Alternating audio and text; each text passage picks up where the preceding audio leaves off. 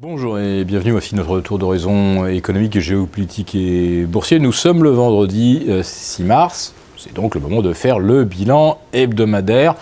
Un bilan incomplet tant qu'on n'a pas les cours de clôture de Wall Street.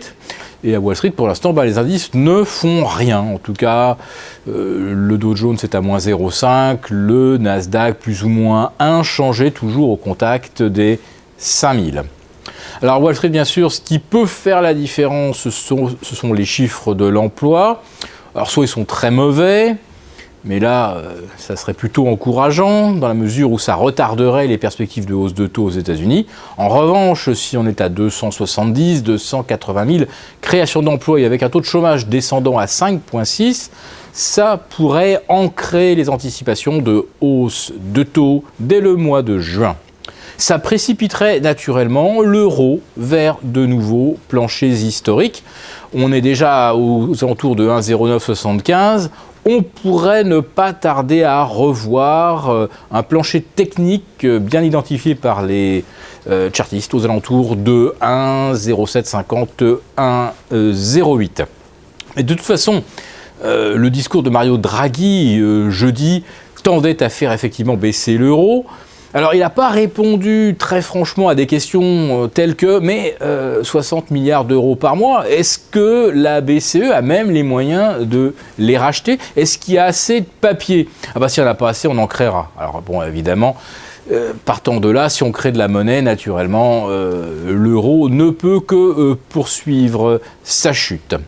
Alors, est-ce que cette baisse de l'euro vers de nouveaux planchers permet d'atteindre de nouveaux sommets? Eh bien, constatons-le, le CAC 40 reste bloqué sous les 5000 à peu de choses près, 4970, 4975 et 4950 ce vendredi matin, ce qui signifie que sur la semaine, le CAC 40 ne gagne rien, zéro pour l'instant.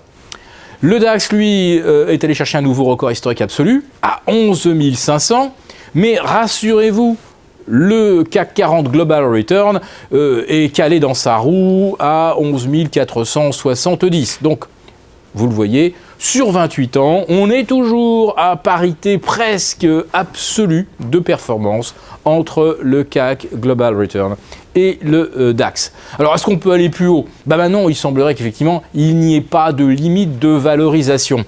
Alors pour vous donner une idée quand même, pour vous situer et voir que quand nous vous disons que le marché est cher, ce n'est pas une invention ou un simple jugement de valeur.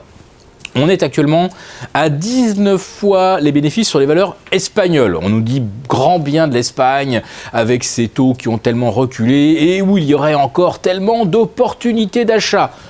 19 fois, c'est pas mal.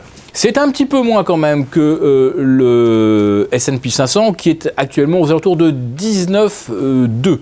Le Nasdaq, lui, est au-delà des 20. Quand vous prenez le secteur des biotech, on n'est pas loin de 50.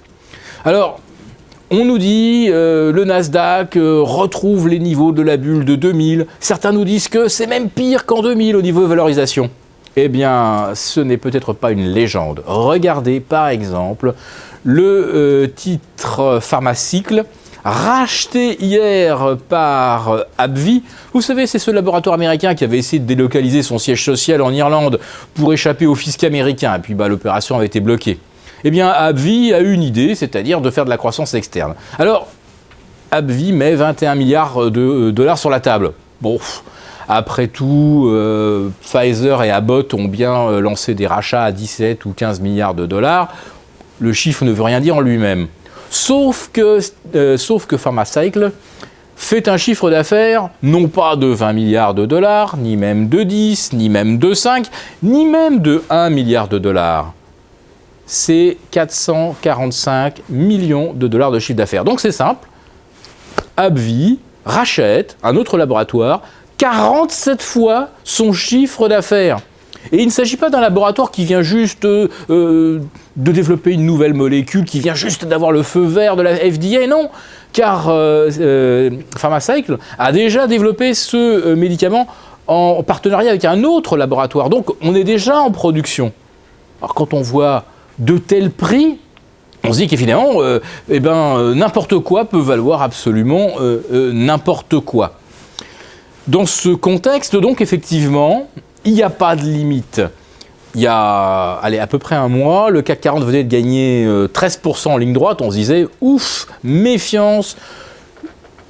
Tout est dans les cours. L'amélioration des perspectives, le QE de la BCE, la baisse de l'euro, le fameux alignement des planètes. À 13% de hausse d'une seule traite, méfions-nous. Maintenant qu'on en est à 20 ou 21% de hausse d'une seule traite, là maintenant, non, il n'y a plus de limite. Et j'étais même sur un plateau de télévision mercredi sur BFM.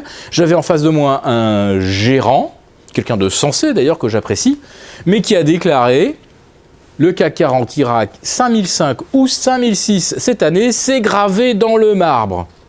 Alors quand on commence à entendre des gérants vous tenir ce genre de discours, c'est souvent le moment de prendre des bénéfices et de se couvrir.